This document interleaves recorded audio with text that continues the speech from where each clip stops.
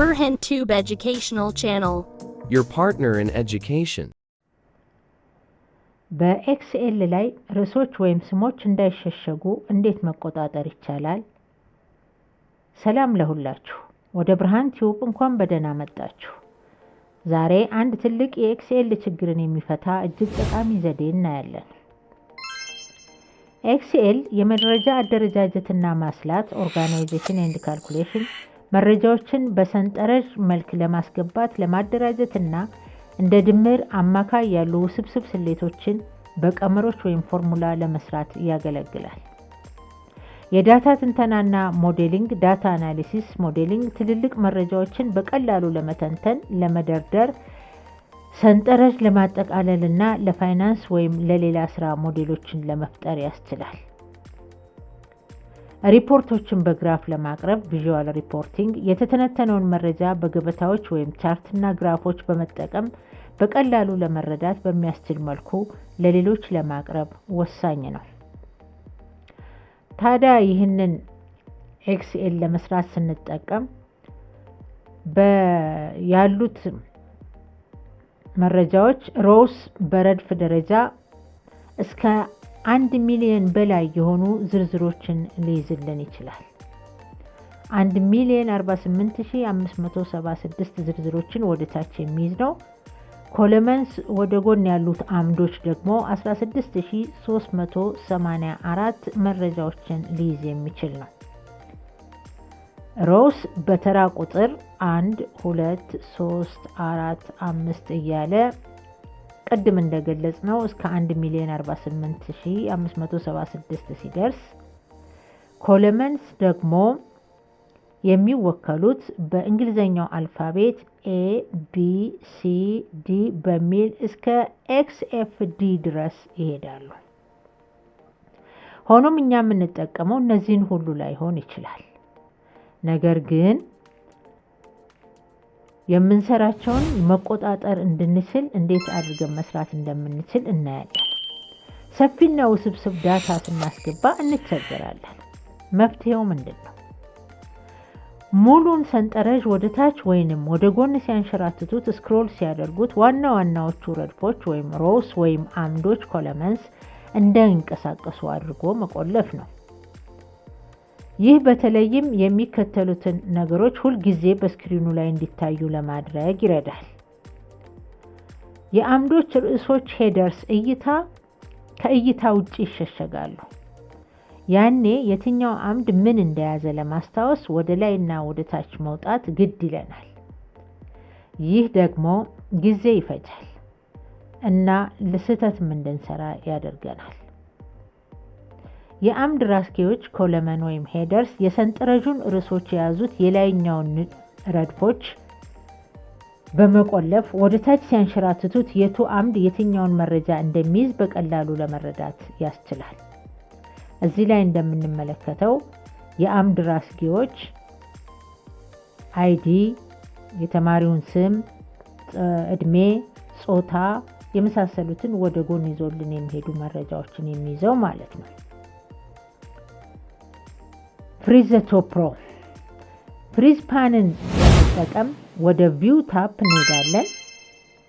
በጣም ቀላሉ ዘዴ የሚገኘው እዚሁ ነው። አብዛኛውን ጊዜ የሰንጠረዡ ርዕስ የሚገኘው በመጀመሪያው ረድፍ ላይ ቶፕ ሮው ላይ ነው። ርዕሱን ለመቆለፍ ማድረግ ያለብን ቪው ታፕ እንሄዳለን። ፍሪዝ ፓንስ እንከፍታለን። ፍሪዝ ቶፕ ሮው የሚለውን እንመርጣለን። እንደዚሁም ረድፎች ወይም ሮውስ ከእይታ ውጭም ይሸሸጋሉ። አንዳንድ ጊዜ ደግሞ መረጃ ሲበዛ ወደ ጎን የምንሄድበት ሁኔታ ይፈጠራል። ለምሳሌ በመጀመሪያው አምድ ፈርስት ኮለመን ላይ የሰራተኛው ስም ወይም መለያ ቁጥር እዚህ ጋር እንደምታዩት የተማሪዎች አይዲ ዝርዝር አለ። በመቀጠል የተማሪዎች ስም ዝርዝር አለ። እነኚህን ወደ ጎን ወደ ቀኝ እየሰራን በምንሄድበት ጊዜ አይዲውና የተማሪው ስም ሊጠፋብን ይችላል። ይህ ከጠፋ ደግሞ ከሌሎች መረጃዎች ጋር በትክክል ለማስተያየት እንቸገራለን። የረድፍ መለያዎች ሮው ሌቨልስ የመጀመሪያውን አምዶች ሮውስ መቆለፍ ነው። ወደ ቀኝ ሲያንሸራትቱትም ቢሆን ለእያንዳንዱ መረጃ መለያ የሆነው አምድ ሁል ጊዜ እንዲታይ ያደርጋል። በአጭሩ መረጃውን ሲመለከቱ አውዶን እንዳያጡና የትኛውን መረጃ በቀላሉ ማጣቀስ እንደሚችሉ አስፈላጊ ነገሮችን ሁል ጊዜ ማየት ያስችላል። ፍሪዝ ዘ ፈርስት ኮለመን። ይህንን ለመፍታት እንደገና ቅድም እንዳየነው ቪው ታፕ እንገባለን። ፍሪዝ ፓንስ ውስጥ ገብተን ፍሪዝ ፈርስት ኮለመን የሚለውን እንመርጣለን። አሁን መረጃውን ወደ ቀኝ መመልከት ስክሮል ስንጀምር ወደ ቀኝ ስንሽከረከር የመጀመሪያው አምድ ማለትም የተማሪው አይዲ ቋሚ ሆኖ ስለሚቆይ የትኛውንም መረጃ ከትክክለኛው አይዲ ጋር ማዛመድ እንችላለን። ፍሪዝ መልቲፕል ሮውስ ኤንድ ኮለመንስ። እስካሁን ባየነው መሰረት ሮውስን እና ኮለመንስን በአንድ ላይ መስራት አንችልም። አንዱን ብቻ ነው ሊሰራልን የሚችለው። ነገር ግን አንዳንድ ጊዜ 2 ወይም 3 ረድፎችን እና 1 ወይም 2 አምዶችን በአንድ ጊዜ መቆለፍ ያስፈልገናል። ይህንን ለማድረግ ቁልፉ ትክክለኛውን ህዋስ ሴል መምረጥ ነው። ለመቆለፍ ከፈለግነው የመጨረሻው ረድፍ በታችና ለመቆለፍ ከፈለግነው የመጨረሻ አምድ በስተቀኝ ያለውን ህዋስ እንመርጣለን። እዚህ ጋር እንደምንመለከተው ሲ እና 3 የሚገናኙበትን ቦታ ምልክት መርጠን ህዋሱን መርጠን እንይዛለን። ከዛም ቅድም ስንሰራው እንደነበረው ቪው ታፕ ውስጥ እንገባለን። ፍሪዝ ፓን የሚለውን እንከፍታለን። ፍሪዝ ፓንስ የሚለውን የመጀመሪያውን አማራጭ እንመርጣለን። አሁን ወደ ታችም ሆነ ወደ ጎን ሲንቀሳቀሱ ወይም ስክሮል የመረጧቸው በርካታ ረድፎችና አምዶች ቋሚ ሆነው ይቆያሉ። የቆለፍነውን ነገር መልሰን መፍታት ከፈለግን ፍሪዝ ፓን ተመልሰን ገብተን አንፍሪዝ በማለት ወደ ቀድሞ ቦታው መመለስ እንችላለን። Burhan Tube Educational Channel. Your partner in education. ከዚህም በተጨማሪ በአቋራጭ የምንጠቀምበት መንገድ አለ። ይህም ምንድነው? የማንፈልጋቸውን ኮለመንስ ወይም አምዶች መርጠን ሃይድ ማድረግ ይሆናል። ይህንን ለማድረግ ለምሳሌ እዚህ ጋር አይዲውን እንፈልገዋለን፣ የተማሪዎቹን ስም እንፈልገዋለን። ከዛ ውጪ ያለው ለጊዜው የማንፈልገው ሊሆን ስለሚችል ይችን ከላይ ጥቁሯ ነጥብ ቀስት ስትመጣልን እንመርጠዋለን። የማንፈልጋቸውን በመደዳ እንደዚህ እንመርጣቸዋለን። እዚህ ድረስ ያሉት መረጃዎች ለምሳሌ እስከ ስኩል ታይፕ ድረስ ያለው የሚለውን አንፈልገውም ሊሆን ይችላል። የምንፈልገው ለተማሪዎች አቬሬጅ ማርካቸውን ቶታል ውጤታቸውን ለመንገር ሊሆን ይችላል። ስለዚህ እንዲህ ካደረግን በኋላ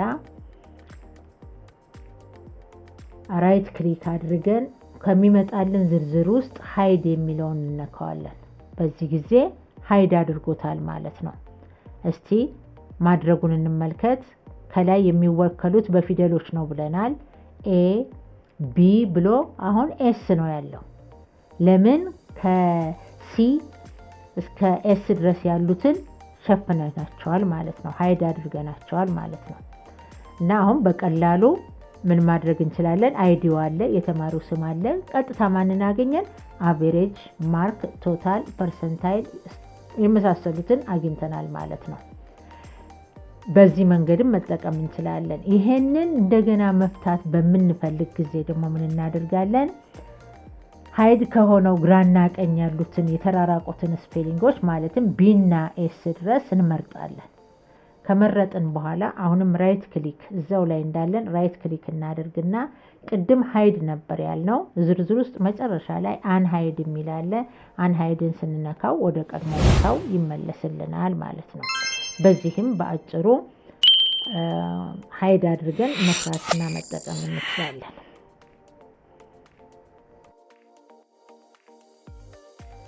ርዕሰ መምህራን፣ የትምህርት ቤት ሱፐርቫይዘሮች፣ የኮሌጅ እና ዩኒቨርሲቲ አካዳሚክ ሰራተኞች፣ በየዘርፉ ያላችሁ የትምህርት ባለሙያዎች እንዲሁም ተማሪዎች፣ ይህ ቻናል ተማሪዎችን ለማብቃትና የትምህርት ፍትሃዊነትን ለማረጋገጥ የትምህርት ግንባታ ቴክኖሎጂ እና የክህሎት ማበልጸጊያ ግብዓቶችን የምንማማርበት መድረክ ነው። በኢትዮጵያ ትምህርትን ለማገዝ ባለን ተልዕኮ ብርሃን ቲዩብን ሰብስክራይብ በማድረግ ይቀላቀሉ። ብርሃን ቲዩብ የእርሶ ትምህርታዊ አጋር